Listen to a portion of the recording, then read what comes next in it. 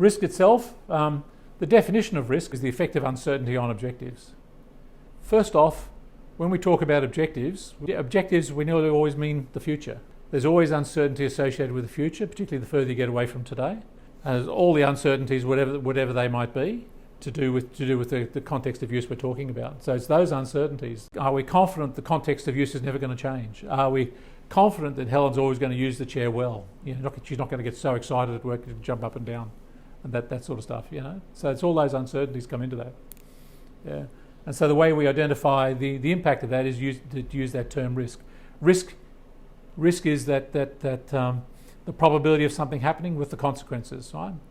Why I spend so much time talking about risk. All the tools we use in asset management are risk-based. This stuff is what we talk about.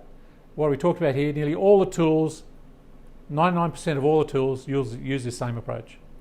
So if you understand how to do this, all the tools we talk about here, and I'm not going to go through them because I'm not teaching you how to use these sorts of tools, but all these are risk-based. I won't talk about the first three: failure modes, effects, and criticality analysis.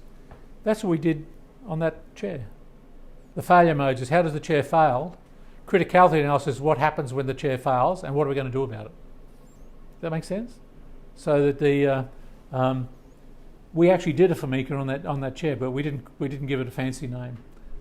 And these tools, and there's about 60 or 70 of these tools, and that ISO standard talks about all those tools. And so asset managers really should have a very good working knowledge of most of those tools, because they're depending on the circumstance and how what industry you're in. Often different industries use slightly different tools.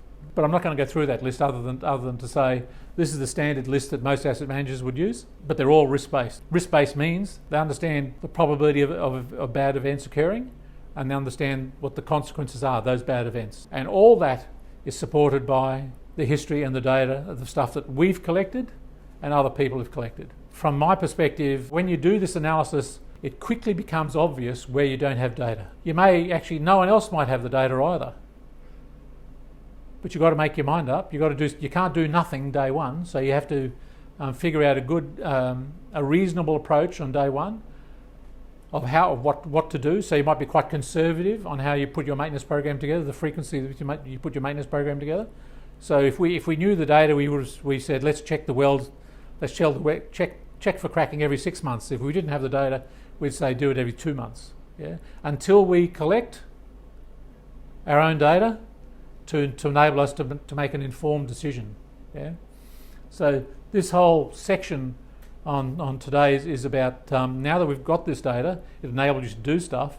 When you start to do stuff, you'll realise you don't have data that you need. You need to then create a system that's going to go and collect that data.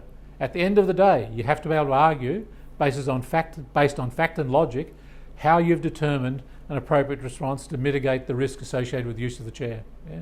In our instance, a chair. Yeah.